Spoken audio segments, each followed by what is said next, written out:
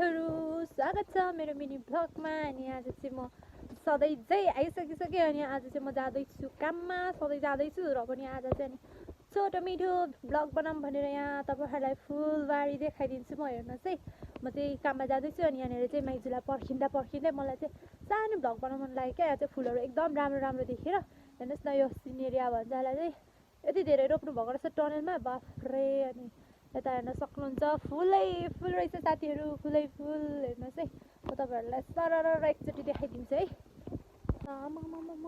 फुलै फुलको बगैँचामा भन्दा जस्तो छ, यति धेरै रहेछ कि सिनेरिया। अब यता हेर्न सक्नुहुन्छ, यो पनि सिनेरिया। इन्फेक्सन यो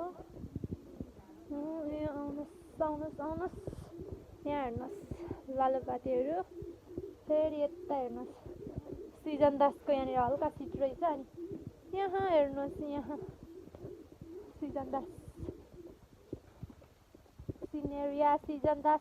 ओ माई गड, यति धेरै रहेछ फुलहरू चाहिँ। सो यति नै साथीहरू, सबैजनाले सपोर्ट गरिदिनु होला।